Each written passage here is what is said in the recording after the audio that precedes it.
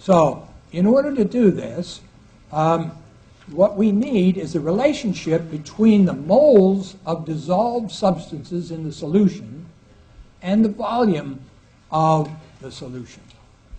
So since most reactions occur in solution, we would first of all recognize that a solution consists of two components, typically. The component that's present in lesser amount is called the solute. And this is dissolved in the component that is present in greater amount, which is called the solvent. This is sort of a rule of thumb. So what we need is the concentration of solute given in moles per liter. This is called molarity. Moles of solute per liter of solution to find the volume of solution that holds a given number of moles of solute, which is what ultimately our goal is.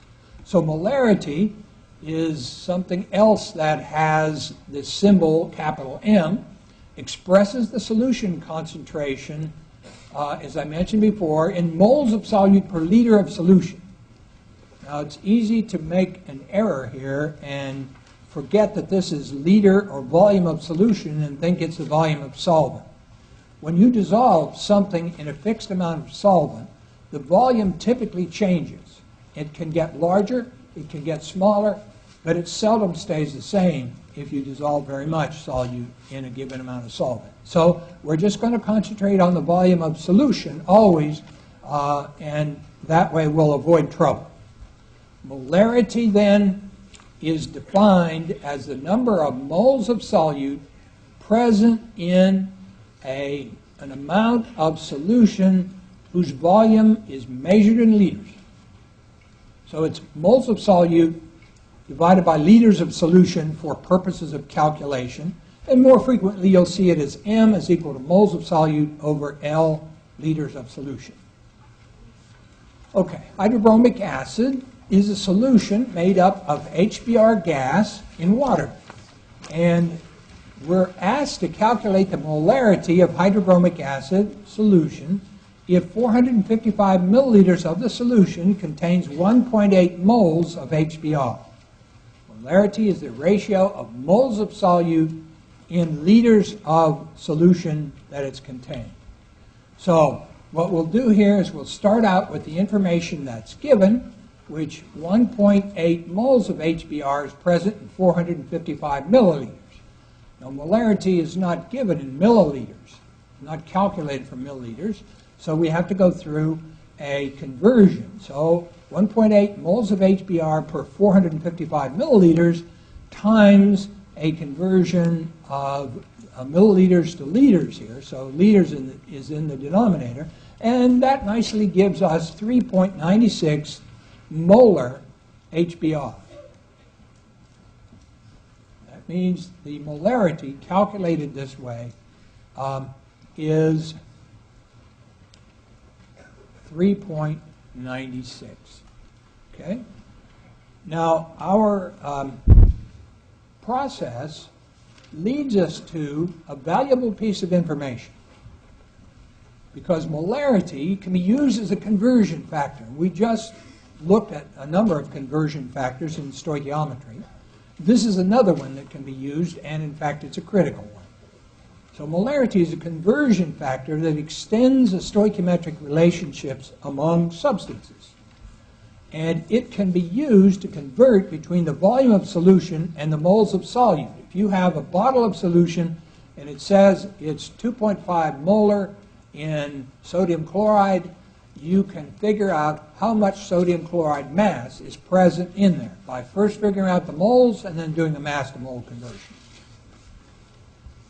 Okay, now our process, our roadmap, if you want, is now extendable to include this conversion, which is amount of compound in solution, which would be solute, and the volume of the solution. The molarity is a conversion factor between them, and we can go either direction. We can either go from volume to moles, or we can go from moles to volume.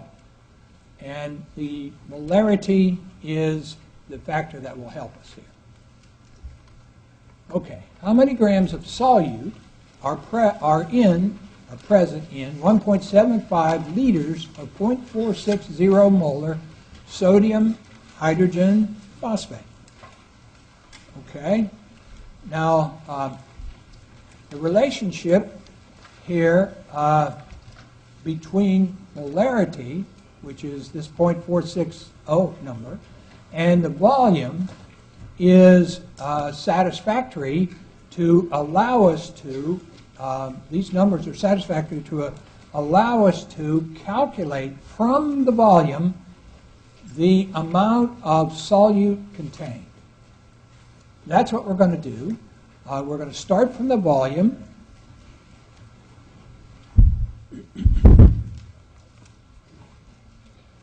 Of the solution, and we're going to go to the moles of the solution, moles of the solute, and then we're going to go to the mass of the solute. That'll be our approach. It's going to work as follows here. First thing I want to do is to write down the formula of sodium monohydrogen phosphate, but I have to wait for somebody to tell me what it is. What's the formula? Na2, did I hear correctly? HPO4. Okay. We don't have to say disodium monohydrogen phosphate, do we? It's understood because phosphate itself has 3 negative charges.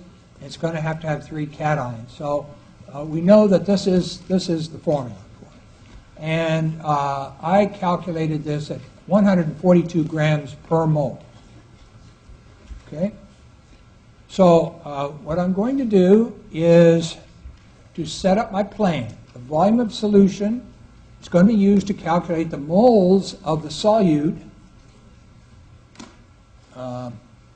Na2HPO4, and that's going to be used to calculate the mass of Na2HPO4.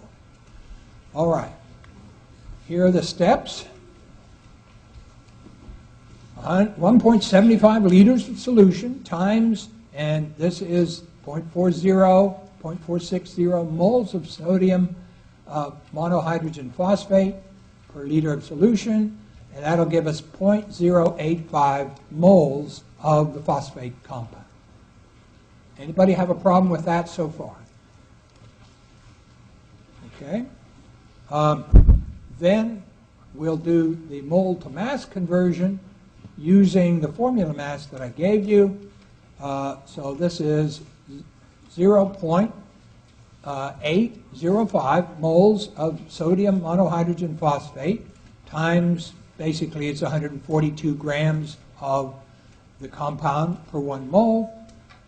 This gave me 114 grams of sodium monohydrogen phosphate in our 1.75 liters. Are we together? Do you have questions about the process? It is extraordinarily important. I can't emphasize it enough. When you're doing solution calculations that involve stoichiometry and concentrations, it's very important that you use units.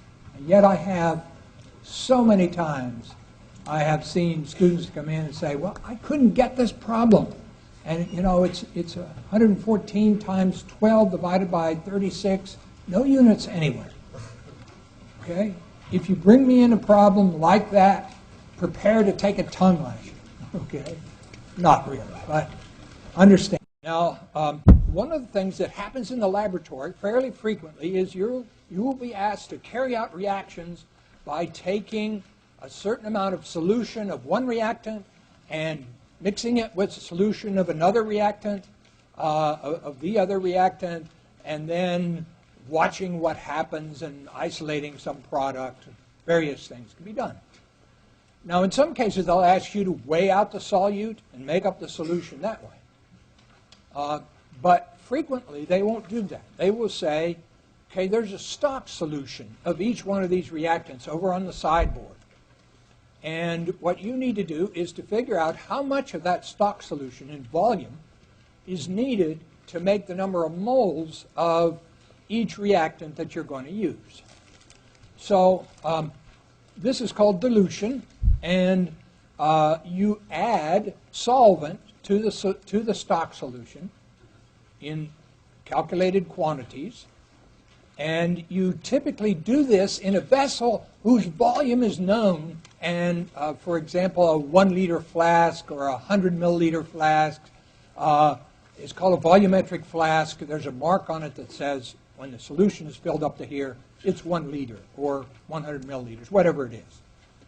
When you do this, when you add solvent to a solution, the number of moles of solute don't change. Only the solvent changes, so the molarity changes. So you can't make a more concentrated solution by adding solvent to a stock solution, but you can make a less concentrated solution. And that's the way we're going to do it. We're going to take a more concentrated stock solution and dilute it as needed to make a working solution with a particular concentration. So if this represents the stock solution, there are more blue particles of solute over here. We add solvent, and then over here, this is a diluted solution. Okay. So let's have a look at this process and see if we can understand it.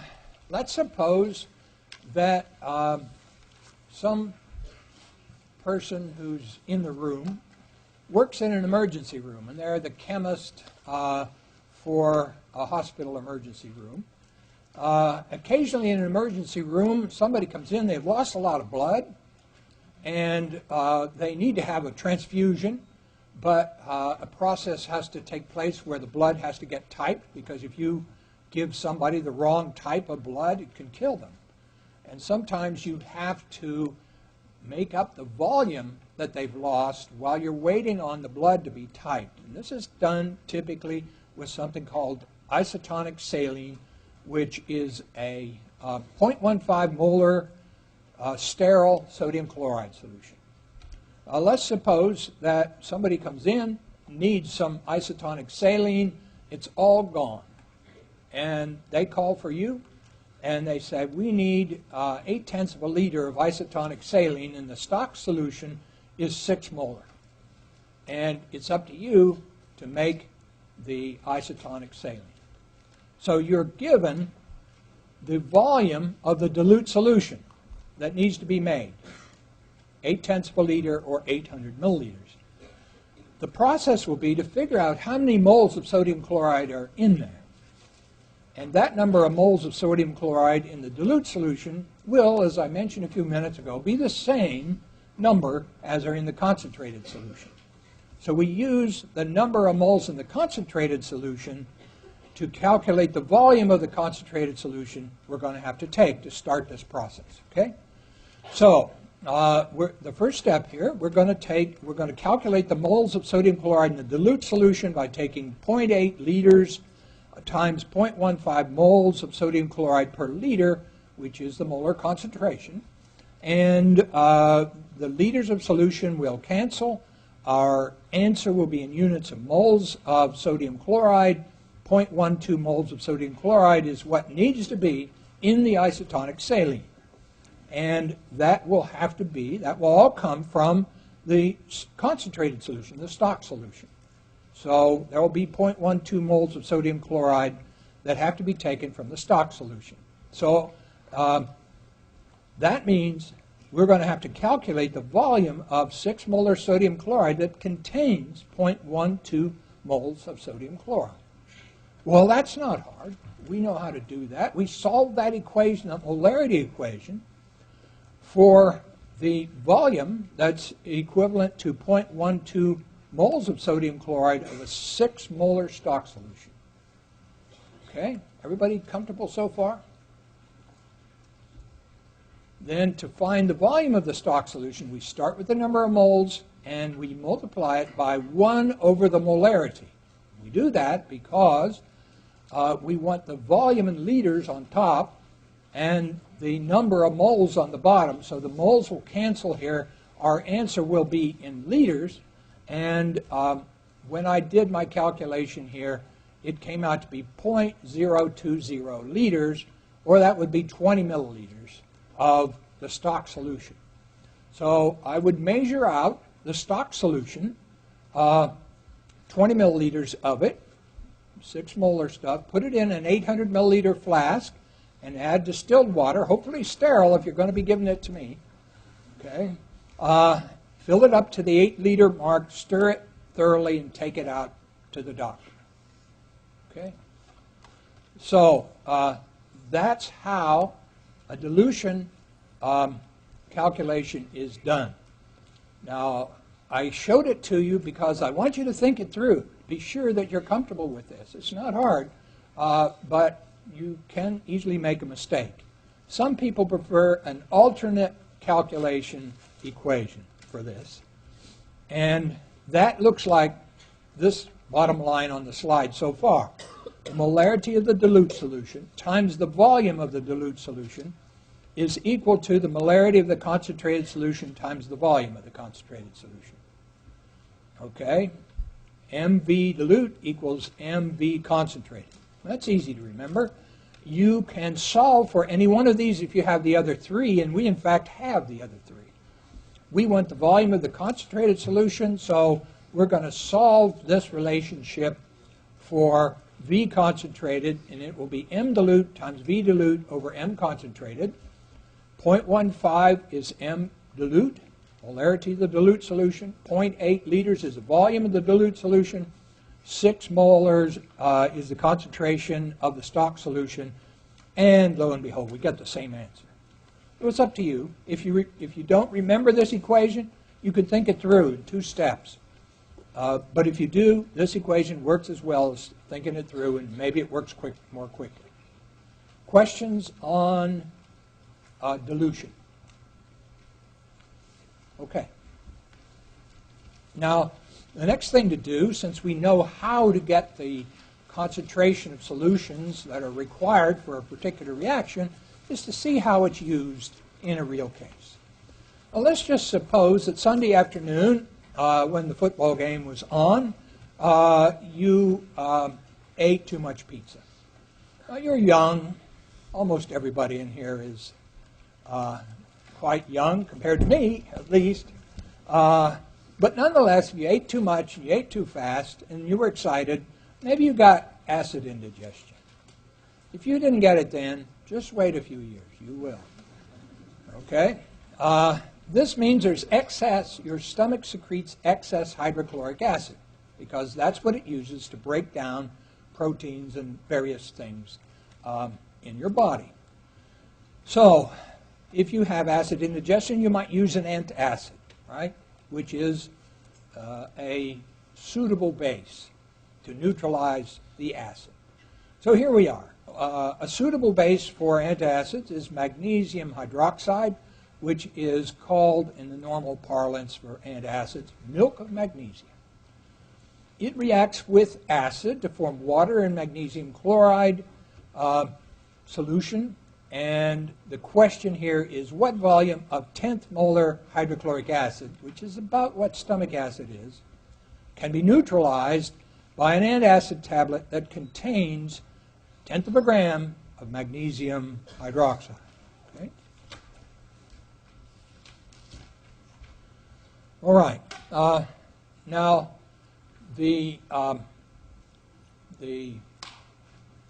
question obviously requires a balanced chemical equation.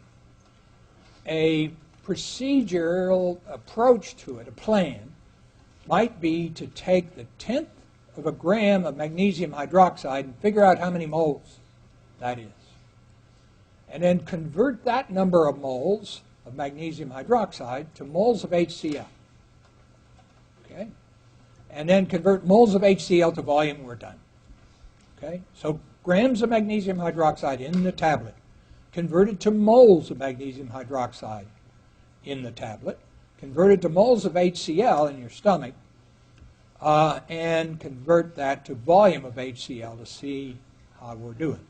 So the balanced chemical equation is magnesium hydroxide. You could see it here. 2HCl gives magnesium chloride and 2 waters.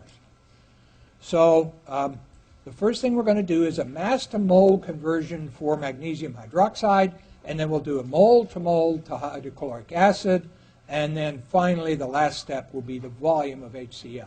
Now, this can all be done in one line, but as usual, the first time I do this, I like to separate it out so that you can see the details. So if we take 1/10 of a gram of magnesium hydroxide and want to convert it to moles, the conversion factor is 1 mole of this compound divided by its molar mass, which is a little over 58 grams of magnesium hydroxide. And if we do that calculation, our answer will be in moles of magnesium hydroxide, and the number to 2 significant figures, since we're only given 2 here and here, is 1.7 times 10 to the negative third moles of magnesium hydroxide. So we're here. And this is not new, right? Now we're going to convert 1.7 times 10 to the negative 3 moles of magnesium hydroxide to moles of HCl. So this is a mole-to-mole conversion using the balanced chemical equation, which I've reproduced for you here. And we know how to do that as well. 1.7 times 10 to the negative 3 times 2 moles of HCl divided by 1 mole of magnesium hydroxide gives 3.4 times 10 to the negative 3 moles of HCl. Okay, so we are now 1 step short of answering the problem. And that step is the new step. We need to convert moles of HCl to volume of 10th molar HCl. 10th molar means 1/10 of a mole per liter. So what we're going to do is take the number of moles, and as I did a few moments ago, multiply by the conversion factor 1 liter over 1/10 of a mole, representing 1 over the molarity of HCl and stomach acid. And I got 3.4 times 10 to the negative 2 liters. And if I wanted to convert this to milliliters, I would multiply by 1,000 milliliters over 1 liter, and I would get 34 milliliters of stomach acid. And the usual way of handling these things, if 1 tablet doesn't do it, you got more than 34 milliliters of stomach acid, take 2 tablets. Mercury is a very toxic substance which is often found in various places that you and I come in contact with. It's found in certain kinds of fish, for example. It's also found in groundwater in some places where there are chemical plants and places where they use mercury for something. And in general, you would like not to have any mercury in any water that you drank, for sure. It's a lot like lead. It makes your hair fall out, your teeth fall out. It's, generally speaking, a very unpleasant material. So how can you get rid of it? Well, this problem that I'm showing you here suggests one way to do it. And that takes advantage of the fact that mercury 2 sulfide is extremely insoluble. So you take a soluble mercury compound like the nitrate compound here, mercury 2 nitrate, in solution. And this, as we'll see in chapter 4, this compound breaks up into mercury ions and nitrate ions when you dissolve it in water.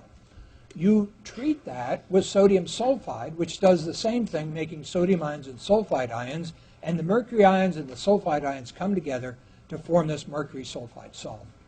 And you have 2 sodium nitrates left over.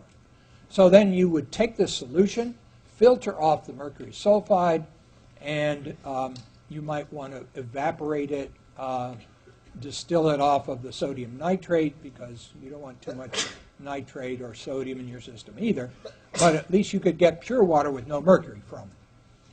So here's the question. If 0.05 liters of 0.01 molar mercury nitrate reacts with 0.02 liters of 0.1 molar sodium sulfide, what mass of mercury sulfide can be formed?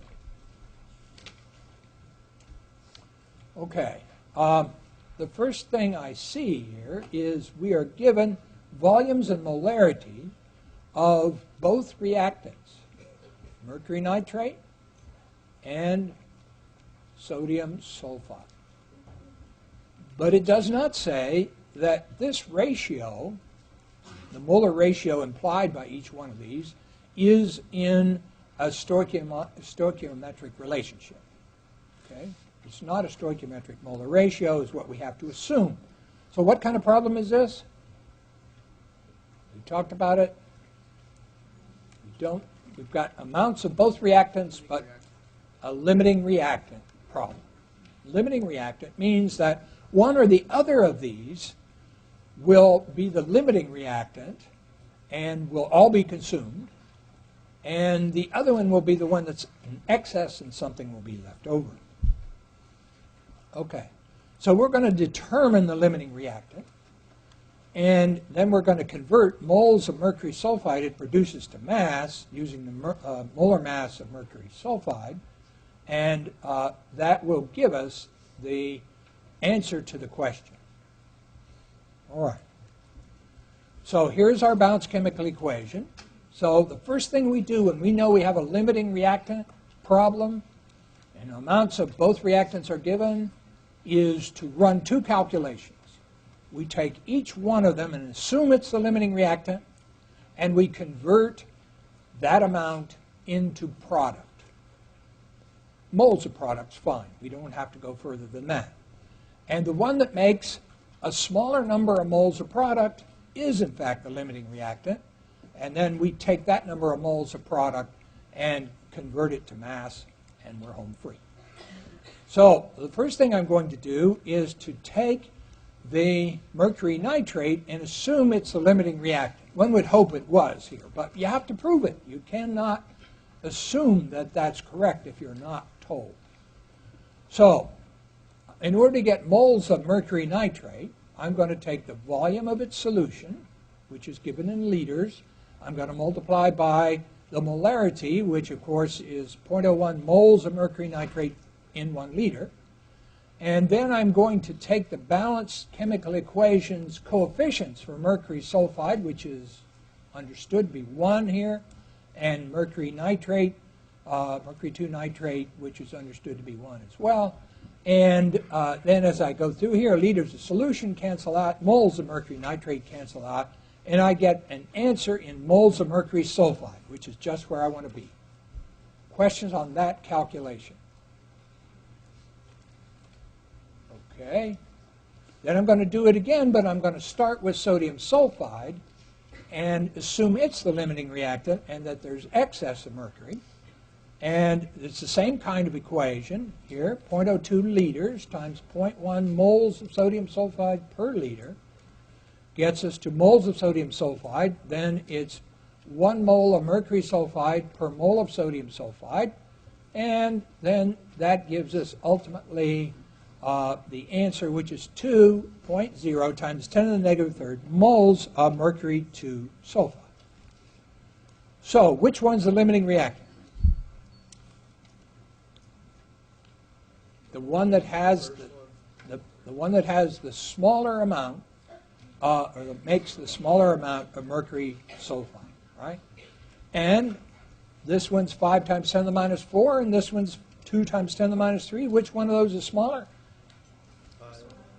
The 5 times 10 to the minus 4 is smaller. So that means that mercury nitrate is, in fact, the limiting reactant. Okay, questions on that so far? We still have one step to go, but let's be sure everybody is comfortable with how we do limiting reactant problems. How many have done at least one limiting reactant problem in the homework? Well, a few. And the rest of you have a treat in store. Okay? They're a lot of fun.